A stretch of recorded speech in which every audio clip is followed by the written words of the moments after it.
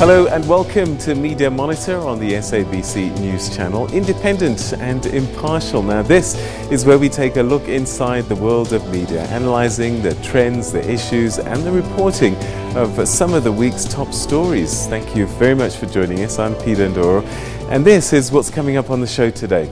The UNESCO World Radio Day was marked on the 13th of February to celebrate how radio is an important medium for people around the globe. We'll be asking, with modern technology disrupting pretty much everything, where is radio today and will it still be shaping our lives in the future? And still with radio, a little bit later in the program, we'll be focusing on community radio. And here we take a look at its importance in society and what role that it continues to play. And we're going to find out why Right to Know wants you to learn to love your community radio. So packed program, lots to look forward to, and we're going to focus a little bit on radio today because of that World Radio Day that happened during the course of the week. But before we engage with all of that and with a panel that I'm going to introduce you to shortly, let's first take a look at what's on your front pages of your newspapers. Now we start with the City Press, and that's carrying a story about how President Cyril Ramaphosa's Eskom unbundling plan is facing some pushback, not just from labour unions and alliance partners, but it also seems that there are some within the ANC accusing him of bowing to the dictates of the World Bank and global superpowers. Eskom is also front page news on the Sunday Times. The story talks about a ring of steel, that is police intelligence being deployed to Eskom power facilities across the country to prevent possible sabotage. Now this is all part of a multi-pronged emergency plan following the failure of 7 generating units last week. The Sunday Independent, not surprisingly, is also featuring Minister Tito Mbowene's budget speech, talking about the Eskom nightmare. Now, apparently, experts say that between 50 billion and 100 billion will be the massive amount that will be needed to be given to Eskom to manage the current crisis. In KwaZulu-Natal, the Sunday Tribune is also leading with the massive Eskom bailout, which could be as much as 100 billion rand. Minister Mboweni is also expected to detail just how Eskom will be unbundled in the coming financial year. And Cape Town's Weekend Argus, well, that's leading, you guessed it, with the Finance Minister's difficult budget speech and the expectations that with rising costs and falling revenue, Eskom will be needing a massive bailout, lest we be plunged into darkness.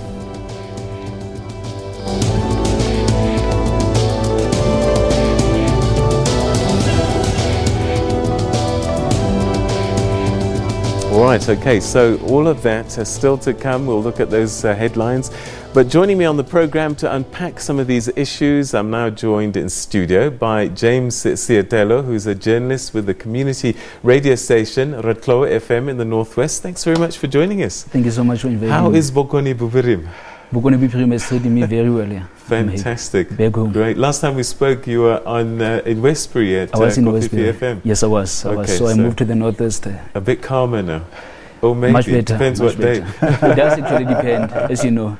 And I'm also joined in studio by Nkopani Mapiri. Thanks very much indeed, who's the CEO of Media Connection. Thanks for joining us. Thank you. Thank you for having me. You've had a number of jobs as well in your time, but very much related to the media. This has been my space, yeah. All right, I look forward to the chat we're going to have about community radio in particular. Thanks for joining us. Thank you. All right, okay, before we get into those stories, let's start with World Radio Day. This past week, on February the 13th, the United Nations Educational, Scientific and Cultural Organization, otherwise known as UNESCO, encouraged us all to mark World Radio Day. Established in 2012, the day marks a time where people around the world celebrate radio and how it shapes our lives. At one time, radio was our only electronic source of information and entertainment on the mass media. And even now in South Africa, radio still dominates as a primary medium for our news and entertainment.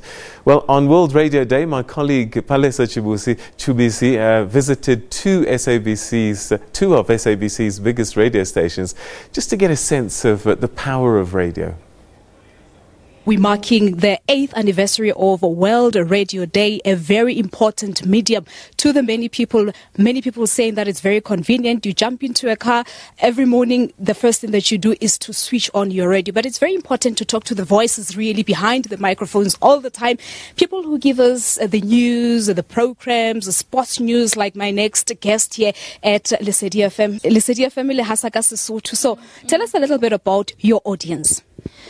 Lesedi FM at the moment, re tshwere jwalo listenership e kana ka 5 million people that are listening to us every day.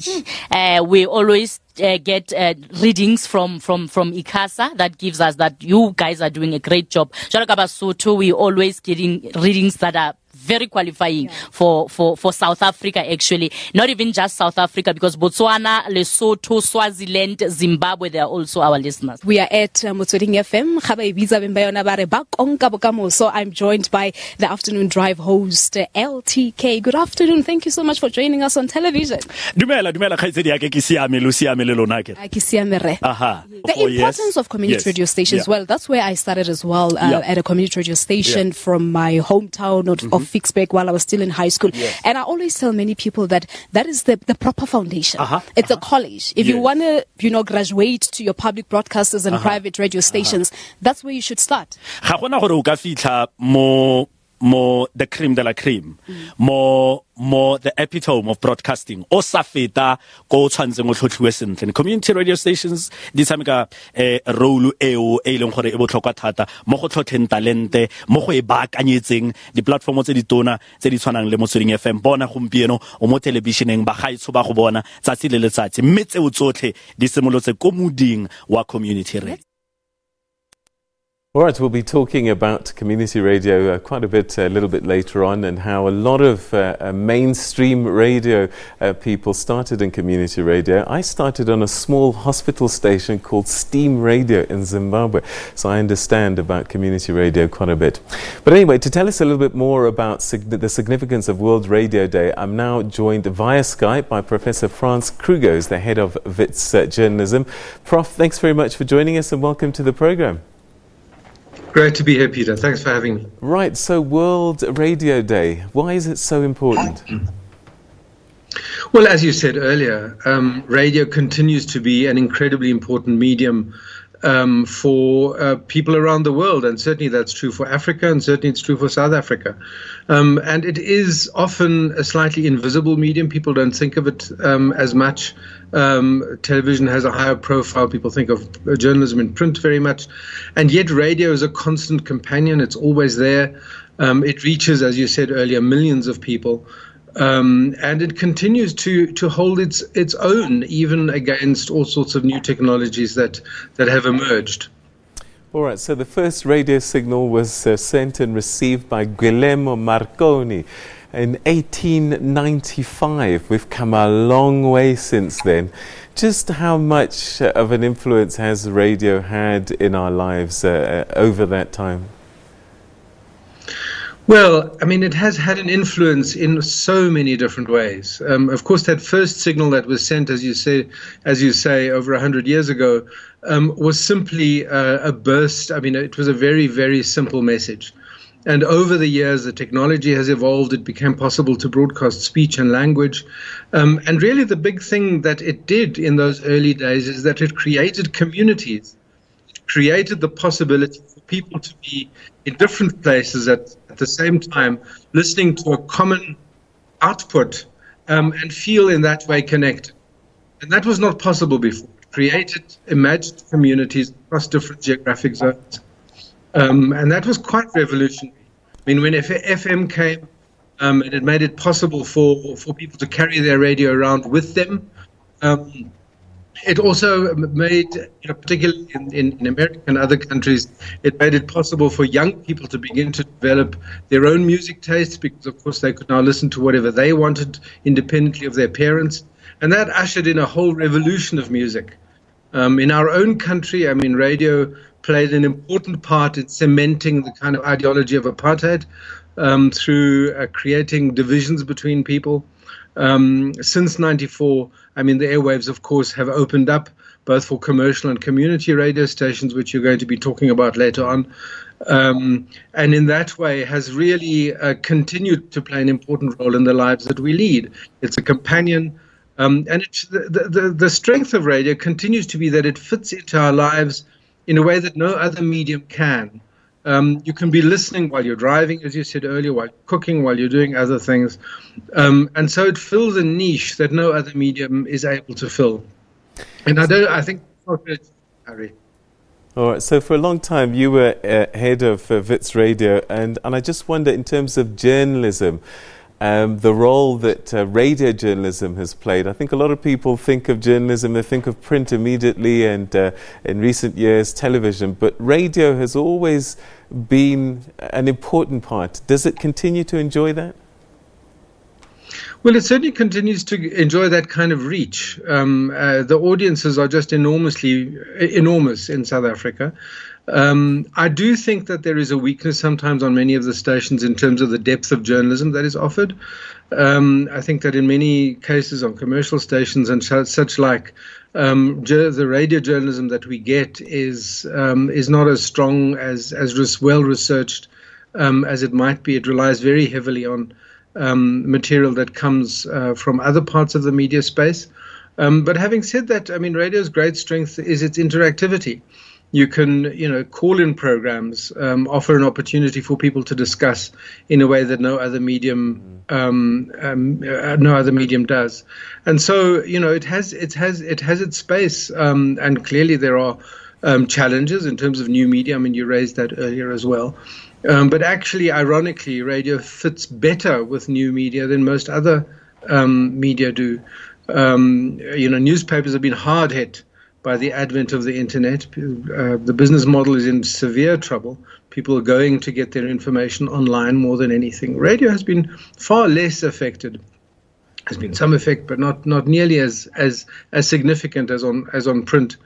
It may come, one never knows what the future will hold. Yeah. But for now, actually, radio stations, particularly those that really embrace social media, are making, are doing very well in terms of integrating with this brave new world that is online media. All right, and perhaps my final question, and you started to talk about it, is the future. They talked about video killing the radio star in the past, but that didn't happen, and I just wonder, in a digital world, what is the future of radio? Well, it's an important subject, and I think it is something that people think about all the time. I mean, we host an annual conference called Radio Days Africa in the first week of July, and we will do so again this year. It'll be the 10th edition, so we're very proud of that. But we will, that's one of the issues that we've discussed over the years. What is the future? How does radio need to adapt to this brave new world? It's very hard to know exactly what will happen. I certainly think that those predictions that radio will simply disappear are incorrect. I think it may change shape. I think it may get to us on different kinds of platforms, different from the traditional FM receiver. But I don't think it's going to disappear. I think that there are very exciting opportunities that are opening up through podcasting, through streaming radio. I mean, those are new spaces that I think need to be explored. And of course, as I've said, the way in which radio stations interact with social media is really important. I saw just a day or two ago an initiative to make audio searchable in a way that it hasn't so far. And of course, those kinds of things hold the potential to really change the way in which we do radio. But if we think of radio as something that is in our lives, a primarily live audio stream with a human presenter, a human hand in it, as opposed to music services that are just automated, then I think it's going to be with us for quite some time, even if the details change to some extent. All right, Professor, always a pleasure talking to you. Thanks so much indeed for sharing your thoughts with us this morning. Thanks so much. Thanks very much. All right, bye-bye. Happy World. Yeah, Happy World Radio Day, I think he was going to say there. All right, gents, we're going to talk about community radio a bit later on, but generally your thoughts about radio in general, especially after having celebrated World Radio Day. Let's start with you. Yeah, I think radio as Prof has actually mentioned, one of the things that I think it has made radio quite a successful medium, because I think the first thing to look at is that the barriers to entry to it, especially for the end user, compared to other platforms. Television has been quite expensive for people to get the television sets. Newspapers, of course, you've got to pay for the newspaper, but for radio, it's generally been quite free. So on those bases, it has been one of the most popular mediums, and in most instances, it is the only medium that people use and rely on for their information sources. So we've seen how popular it has been, not only in South Africa, but throughout the continent. It is the go-to platform for many people. I mean, nearly 40 million people in South Africa actually have access to radio. They use it as their day-to-day source of information. So on those bases, it will remain a very popular medium by far. All right, James, you're a radio journalist. Compare that with other types of journalism. It has its challenges, but also its advantages. I mean, your equipment is literally a microphone and a Marantz or some kind of recording equipment. You know, other journalists, TV in particular, have got huge things that they have to carry with. But telling a story through sound is not the easiest thing to do. Definitely not, Peter. And remember that you are speaking about resources that you might be using as a community radio station. Sometimes you even have limited resources as a community journalist. So yes, we do tell stories, but with challenges that we come through or that we face on a daily basis. And we do really go, rather tell stories to our utmost ability. We go into the communities where the mainstream media will just go there for about 2 minutes, and then we are part of the communities, as I mentioned sometime last year, that we are part of these communities, we live in these communities, and we have to come up with other community members. Our listeners will expect us to come up with solutions to those problems they are facing in the community. So yes, as a community journalist, I think we definitely are doing a lot with the limited resources, of course, as you mentioned. We'll talk a little bit about community in a short while, but I just wanted to get a sense. We've seen print in decline. Has radio been increasing over time, listenership? Radio, I mean, the latest statistics indicate that radio has been generally on a steady incline. And as I alluded to earlier, is because barriers to entry to this medium is actually quite low. The popularity of the platform, and also the regulator having done a great job in terms of opening up the space and regulating the space in such a way that you've had more and more people coming in, not only participating but owning through community radio stations. ICAS has licensed over 200 radio stations in South Africa, for instance, and that has given the people the kind of access to this platform in real terms. So the kind of sense of ownership control has actually contributed a great deal to make this platform the popular platform, and that's why we're seeing the kind of steady growth in the audience numbers. We see the steady growth in the popularity of the platform. All right, we'll continue this conversation as we start to focus on community radio, and that's what we're going to do straight after this break. So stay with us. You're watching Media Monitor.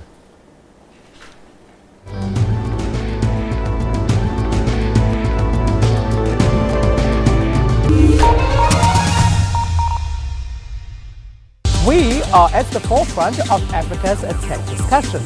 We're already planning for the 5G spectrum to be licensed by 2020. In Mauritius, for fiber migration, we had a strategy. On network, we have gadgets, robots, and more. We focus on investing in entrepreneurs and technology in emerging markets. There's technology and social media news on Network with me, Spumelele Zondi, every Saturday at 8:30 p.m. and every Sunday at 5:30 p.m. And thanks so much for staying with Morning Live. He described as unlawful the publishing of witness testimonies prior to being heard before the commission. It's almost like asking a parent, who's your favorite child? But is there a moment that stands out for you? We sat and we thought, how can we make blind people enjoy Note as well? Because it's television. Transparency International's Corruption Perceptions Index, and out of 180 countries, South Africa coming in at 73. I really hope that, this year is going to be the year of fighting corruption. Our shocking church abuses in the name of religion keep surfacing. It's breaking the law. There's no church that should be allowed to do such things. Get 20,000 Rand discount, bachelor's to master's degrees in Sandton. It's widespread and it's a very lucrative market. The question that we ask, for instance, political parties is, where do you get the information? Where do you get the cell phone numbers of voters? Thank you so much for choosing us.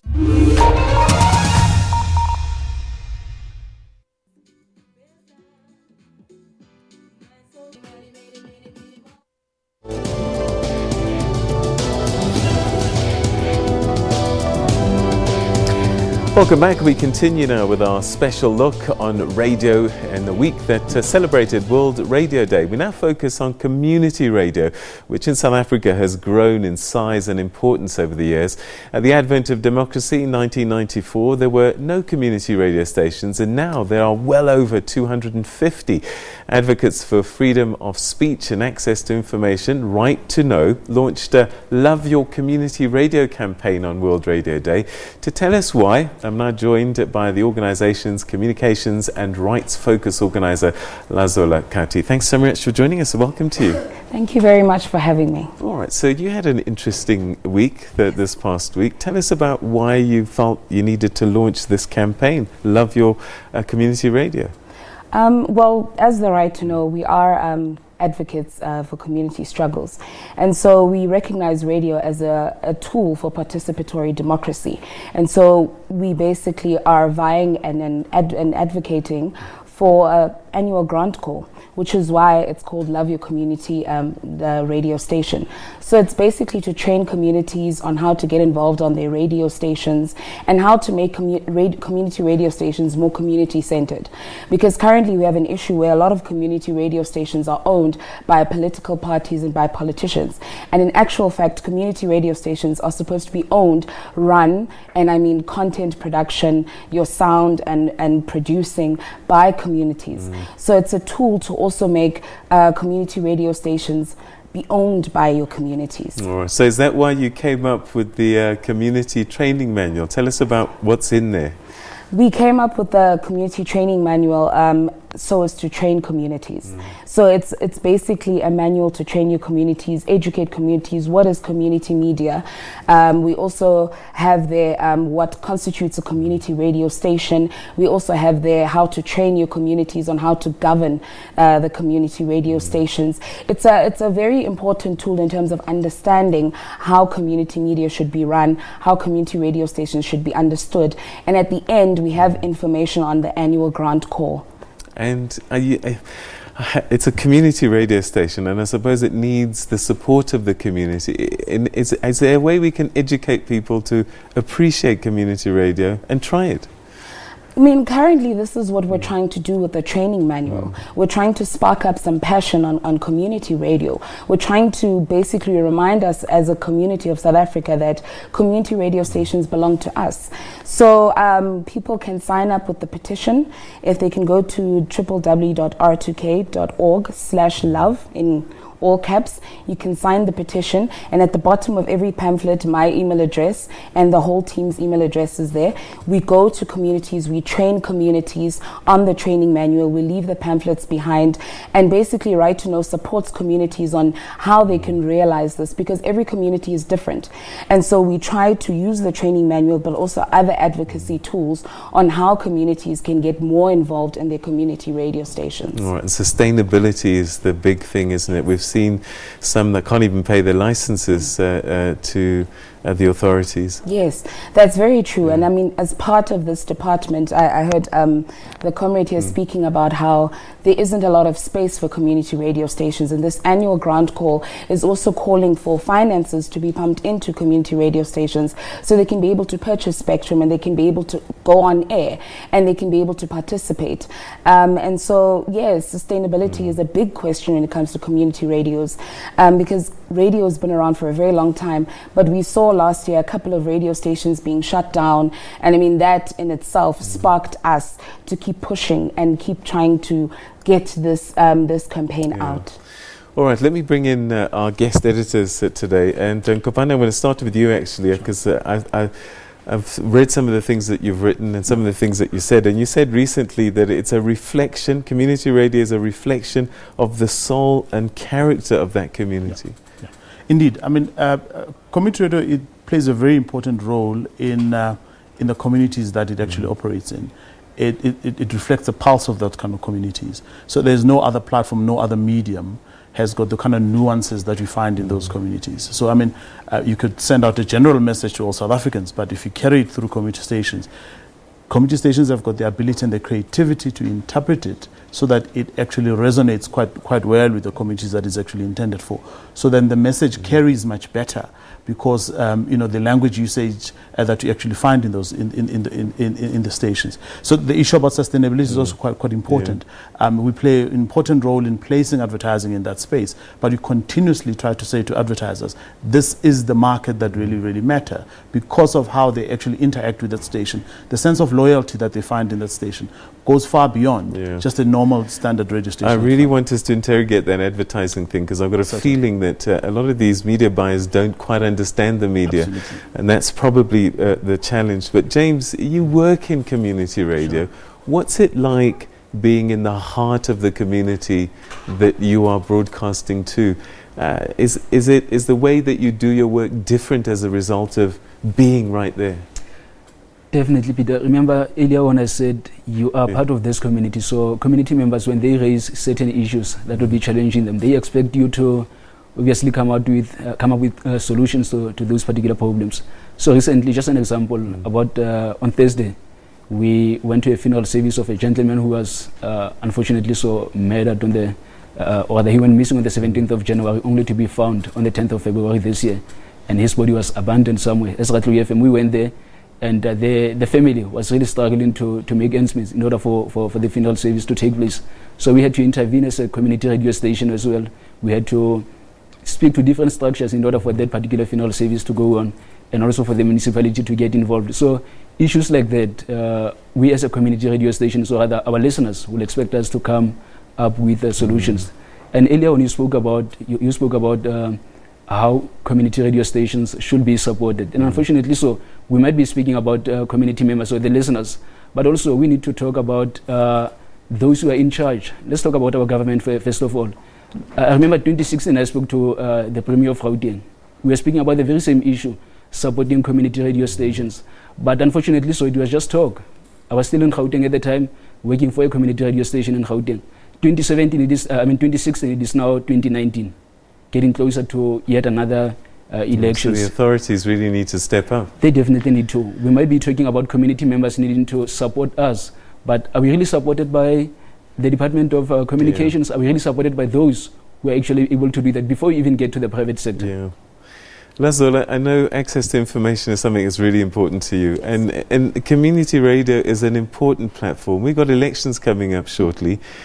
Community radio is going to need to step up to tell people about what they need to think about, what the issues are, so that they can make an informed choice. And this is why financing community radio stations is very important, because we need to have quality journalism, we need to have quality services, and we need to have a situation where communities can call in and interact with whoever is giving out information. We have IEC who's going to come on radios and try and transfer information. And if we don't have these community radio stations funded, we're going to leave out a big population of the country who's not going to get this information. Right, and Lazola, you started that issue of funding and advertising in particular, and I just wonder, is it the advertising houses and the media buyers who don't understand community radio that are perhaps getting in their own way actually in reaching these consumers? I think maybe just to respond slightly that from an enabling support mechanism of government, there is a mechanism in place, but maybe the question is that how effective is it? The MDDA, the Media Development and Diversity Agency, it is meant to do exactly that, so that it supports, so the call from Right to Know should find resonance in the MDDA's mandate. Now the issue is that state institution doing what it's supposed to be doing? I think that's a very critical question that needs to be interrogated, because government has done at least put the systems in place. It's about the people that are driving that process to deliver that particular mandate. Now, coming to the issue about the commercial sector, the challenge that we've seen over the past years is that if a media strategist and a media planner has got no point of reference of a community station, then in their mind is not in their radar, right? Despite the kind of data that we give to them on a day-to-day basis, we show them the kind of impact. And we also now begin a discussion that says, you see the numbers, but we can almost assure you that the kind of impact that those listeners have on that station far surpasses the kind of numbers that you actually see. But because many people don't have that kind of point of reference, they'll then strategize and plan based on their own point of reference. So they know one or two other stations, so they'll swing their budgets towards that space. So we battle every day to say there are stations that are sitting out into the far rural communities, but the impact that they have in those spaces is beyond your imagination, because it is the only platform of information, reliable, because the people that sit on the other side, people that they know, they can relate to it, and the messages gets translated and transferred in such a way that it resonates quite well with those kind of communities. So there is an important conversation that we continue to have on a day-to-day basis. Okay, I wish I could discuss this. This is probably a whole program on its own. But Lazola, before you disappear, I can't let you go without getting a quick comment. Minister of Communications, Stellan Ndabeni-Abrahams, has withdrawn the Electronic Communications Amendment Bill for now. Is this a good move, and what does this mean? For us, is the right to know. It's not necessarily the best move, especially considering the fact that it's going to hinder your community radio stations from getting spectrum. So it does present a problem in terms of the community radio stations and community media in general, especially with now the threat of spectrum going to your service providers like your Cell C, your Vodacom being the biggest one. And so this presents a bigger problem, because then the government is going to be left with a very limited percentage or amount of spectrum for community radio stations to get for free. And we might run a risk of community radio stations having to purchase spectrum from your service providers. And now you can imagine a community radio station, for instance, in the Eastern Cape, trying to purchase spectrum from Vodacom or from MTN. So we don't see it as the best move, and we're watching closely, and we're going to find avenues to respond to the action at that. All right, thanks very much indeed for joining us on the program and sharing your important thoughts with us. And thank you so much as well for the Community Radio Training Manual. Thank you very much for having us. All right, we're going to take another quick break, and when we come back, we'll start taking a look at your newspapers. And for our international view, we go to Zimbabwe.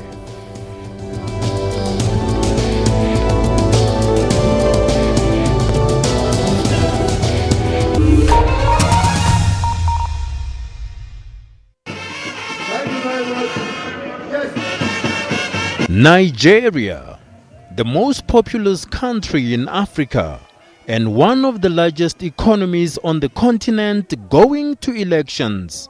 Being a first-time voter, I should be happy, but I'm not happy because the two candidates aren't what I expected. Being a first-time voter, I'm very excited because it's not something I've done before.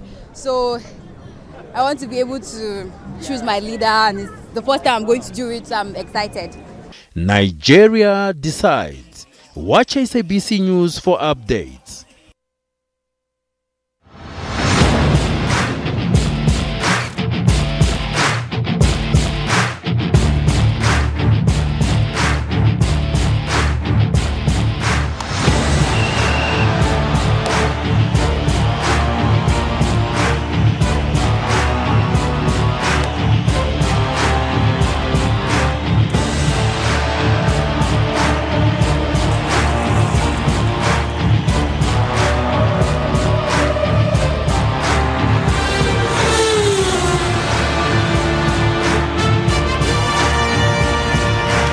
The finest sporting entertainment, Wednesday nights at 10.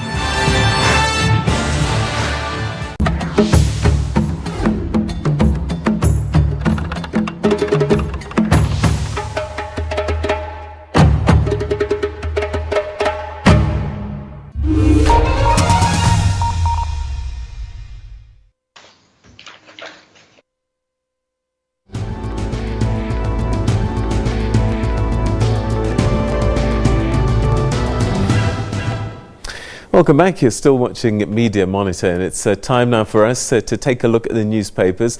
And we start with our new feature, and that's getting an international view of the front pages from a country on the continent. And today we go to Zimbabwe, and taking us through the headlines there is our Harare-based correspondent, Effort Musekiwa. Thanks very much indeed for joining us, Effort. So what are Zimbabweans waking up to in terms of the newspapers today? Good morning, Peter. Well, today all newspapers are running with the story of the illegal miners or the small-scale miners that were trapped in battlefields. each and every paper today in Zimbabwe have been running with that story. But also you have other various stories, newspapers running with President Emmerson Mnangagwa, who attended a rally in Mwenezi, and he's talking about him dealing with the economic challenges. Spoke about the death of Professor whose bodies used to be repatriated to Zimbabwe. And the Sunday Mail is the state paper, so it's generally mostly favorable to the government and the president's initiatives. Yes, it is. Zim Papers, Zim Papers is a state-run newspaper. The whole papers, the Herald, the Sunday Mail, the Chronicle, they are all state-run newspapers. And it is the one that is leading with the President Emmerson Mnangagwa. Also on the second page of that Sunday Mail, they are speaking about Vice President Chiwe's health. Yesterday, apparently, President Mnangagwa did indicate at that rally that the Vice President was not well and he's receiving treatment. He also indicated that another senior ZANU-PF official, Opam Chunguri, who's the Minister of Defense and also the ZANU-PF National Chairman, is also not feeling very well. So you've got two very high-ranking officials that have been confirmed by the President that they are not feeling well, and it has been actually reported in the Sunday Mail. Peter. All right. Let's chat about the next paper, and that's an independent one, The Standard. What's on the front page there? Okay, The Standard is leading with the story that President Emmerson Mnangagwa issues a chilling warning. In that report, they highlighted that President Mnangagwa also at the same rally he was yesterday did indicate that he is the one that deployed the military to quell the violences that took place in January, and also that story also further on to say that he's actually indicated or he's warned that he will do it again, and that those that don't want violence should stay away from protests, should stay away from engaging in these acts of violence, and that Zimbabweans should remain peaceful. Those that love peace should also stay away from the calls by the MDC. So in that story, they are leading that he actually did warn that he would deploy the military or the army specifically if the opposition continues with their threats or with their actions of protests. All right, okay, and for the sake of time, your last one is the Daily News, also independent. What's on the front page there?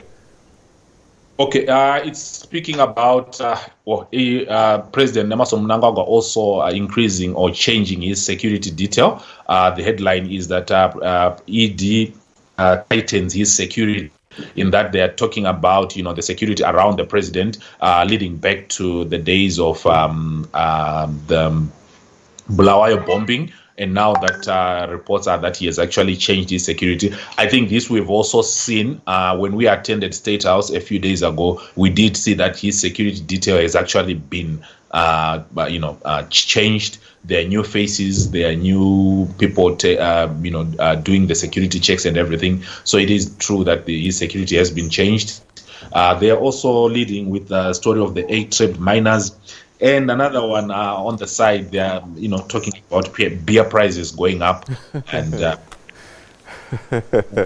that's a national disaster effort. We're going to have to leave it there. But thanks. Yeah.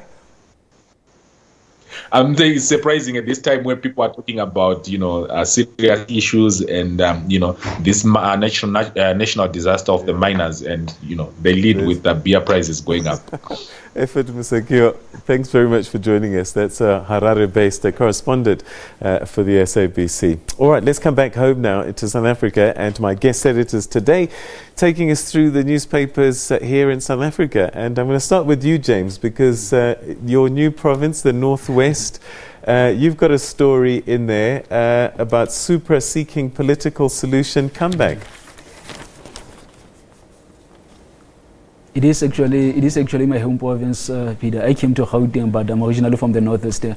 So what is happening there with the ANC and former Premier Supra Mahumapelo? And you know that he recently won that bid to have him returned as the provincial chairperson of the ANC. And it does actually raise a lot of concerns for the ANC, I think, as a political party getting closer to the elections and this kind of division that we see happening there. And it also leaves so many people with questions as to what is really going to happen. Because I remember earlier this week when I heard from some of the community members asking whether this means that whatever decisions were taken by the PTT, are they going to now be overhauled? Are they going to be changed because Super Mahumapelo is now going to be the ANC chairperson once again in the Northwest Province? So it does actually raise a lot of concerns, and we are just going to wait and see as to what is really going to happen. Is he coming back as the chairperson? Is he not coming back? All right, so it is one of those stories, isn't it, that once that court case happened, the equations changed, didn't they, about what Super Mahumapila's position is and what it means for the ANC coming up towards the elections. Govan? Yeah, I think it was indeed, and I read with some keen interest that he's now looking at some form of a political settlement as opposed to engage with the ANC around this matter, because it is a critical time for the ANC to get its house in order in facing the elections, because there's no way that for us to tell how this is going to actually have an impact on the people in the Northwest. So it's going to be quite critical. All right. So what stories grabbed your attention? Which paper? I picked the story on the Sunday Independent. I mean, and that's the front page story. The front page story on the Tito's Eskom nightmare. It is, we've seen all major newspapers leading with this story of Eskom. We know that on Wednesday is coming to give us a budget speech, and everybody's looking forward to see what is actually going to put in place there for Eskom. It's a most important state-owned enterprise that we cannot afford to have it fail. I mean, if it doesn't supply electricity, the impact that it actually has on the economy is quite scary if you think about it. And now that things are being revealed about Eskom, to realize that it has a debt of over nearly 500 billion, I think, in that order, and they're still asking for an additional 50 to 100 billion that has been asked for. It's an insane amount of money. Where's that money going to come from? Yeah. Who's going to have to pay for it? On the one side, NERSA is discussing the issue about the tariff hikes. It has an impact on the economy, and for people that are running businesses like ourselves, we look at it and say it causes disruption each time we don't have a supply of electricity. Small businesses might fold. We don't even know. And if the tariff increases come into effect, it has an impact on businesses. So we might just see those kind of businesses being forced to lay off staff because we will not be able to afford to keep the operations going. And it's tough in the big cities, but it's even harder in the smaller cities. Talk to us about load shedding in the Northwest and what kind of effect that's been happening. I was actually speaking to my colleague earlier this week, Peter, that we have actually experienced that in our area more as well, where you have smaller businesses trying to make a living, and they don't really have a backup power for in case things like this happen. So they'll have to imagine you are running a tuck shop or you're running a butchery for that matter, selling meat, and then you don't have power for about 6 hours in a day. The following day, the same thing happens. That is killing you as a business owner, but also, as you're speaking about, also having to lay off staff, other staff members. So imagine you are maybe you have employed about 5 people, and then that happens. You are also not really getting that much. You'll have to eventually now throw away that meat that you are selling. Yeah. So it is killing so many businesses, smaller businesses. Is Eskom becoming an election issue in the Northwest? It is becoming it has always been an election issue. I think not only this year, as we are getting closer to the 2019 elections, but previously as well. We have seen people really using the issue of Eskom and many others, of course, as a ploy to tell people that, you know what, this is what we are going to do if we get into power. And in the meantime, the ruling party as well saying that this is what we are planning to improve, as you hear what the president said recently. So it is an issue, and so many people are saying, why should we why should we vote for that particular political party if this is what is happening? Are they really going to make a difference, or are we still yet going to pay millions that we keep on hearing about millions being injected into Eskom? But is it really helping, or are we still going to inject more millions after the elections again? Okay. Ngobane, one of the things, I mean, it is the front pages of all the newspapers, this Eskom story, and I just wonder, again, we look at ourselves as journalists, have we been telling the Eskom story properly, in your view? I think we probably have not, right? And things are just coming out now, and clearly the issues of Eskom have been there for many, many years. And those that have committed these crimes against South Africans I think for me, they really need to pay the price for this. And as journalists ourselves, we should have been digging even further to look at where this. I mean, there are a few journalists that have been doing, the work around the ESCOM stuff. But I suppose also journalists at community stations should be able to take the story and relate it to what it actually means. He said it very well in terms of in a rural setting. What does it actually mean for them? It's important. People must understand the kind of impact that some of the decisions that they've made in ESCOM has on ordinary South Africans. We're going to pay a price, and for many, many years to come. This is why I'm saying, whoever that's responsible for the mess at ESCOM should really face the music, because all of us are feeling the pinch. People are going to lose their jobs. People's livelihoods are at stake here. And we're going to have to pay for things that we did not actually create and cause. As a result, it's going to trap many people in that kind of a poverty trap, especially in rural areas. So community stations have a role to play in this case, because also some of the stations are affected by this. Those that don't even have backup power, there's no electricity, the station shuts down. And it's such an integral. All right, we're going to take another break, and my fear is if Bosasa was to correctional services, imagine what might have been happening at ESCOM. Anyway, we'll continue with Media Monitor right after this. Stay with us.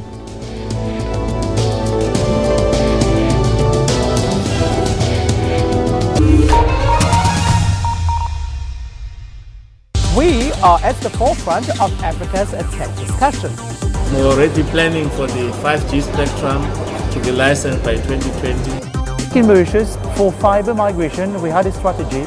On network, we have gadgets, robots, and more. We focus on investing in entrepreneurs and technology in emerging markets. There's technology and social media news on Network with me, Pumelele Zondi, every Saturday at 8:30 p.m. and every Sunday at 5:30 p.m.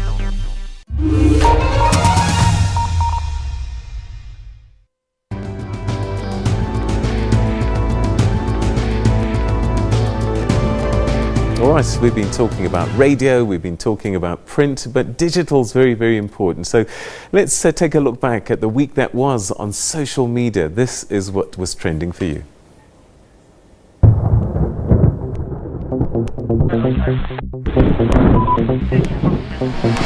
Let's have a look at what happened online this week, starting with social media trends with Tanya Curry. 74% of the conversation this week focused on Eskom, Sonar and the President Ramaphosa. The initial joy of the Sonar address was drained by the unprecedented stage 4 load shedding. Even without electricity, South Africa managed to take to social media, but this time round, we didn't even find it funny. Usually in South Africa, a bad story is coupled with some hysterically funny memes, but not this time. We lost our sense of humour completely. Talks of sabotage and Eskom holding the presidency ransom were rife, and Praveen Gordhan was sent in with a battle axe. Sonar debate took full advantage of the situation, and attacks on Ramaphosa's ANC came from all sides, particularly Tero Lakota when he called the president a sellout.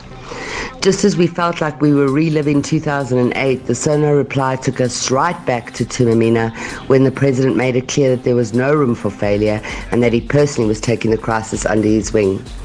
He made it clear that racism in our country is being fueled by reckless rhetoric of electioneering. Valentine's Day made an impact in South Africa as we still found the ability to love. And state capture inquiry saw a bumbling advocate being addressed down by Judge Sondo during Fakey Mentor's cross-examination. Kasatu's call for total shutdown turned out to be a dampener. Many say that was due to the heavy rainfall. Meanwhile, hashtag Men's Conference 19 also trended. South African men took to Twitter to post pictures about their fictional conference. This comes after some men decided to boycott Valentine's Day celebrations to attend the conference. This escape plan aims to save them from buying gifts and taking their partners out on expensive dinners. And now for the top stories on SABCnews.com as liked by users. Eskom implemented stage 3 load shedding on Tuesday. COSATU held their national strike on Wednesday. Hawks took over cash heist investigation. And co-president Musiwa Lekota drops bombshell on President Cyril Ramaphosa.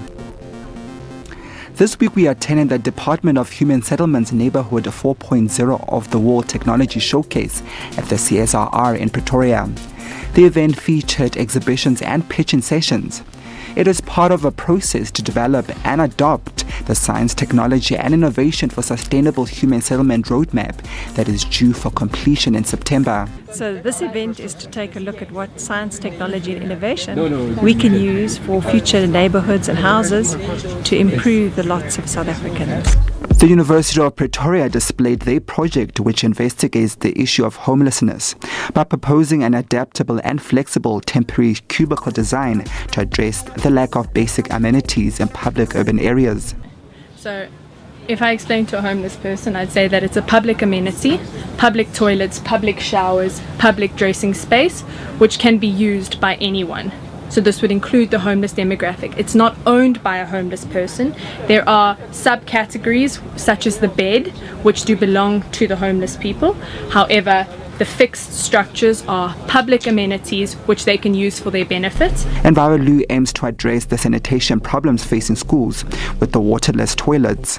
And we believe that government will be able to procure more of these toilets, especially for our children at the schools, especially for our elderly. And also we have a product that also accommodates for the juniors, which is like a small pot. And also we accommodate the disability. That's all for your look into cyberspace this week. For SABC News in Johannesburg, I'm Lebo Changela. Thanks to our SABC News Online team, always out front in terms of online journalism. Okay, gents, we're wrapping up now. What are the big stories that we need to kind of focus on this week? Yeah.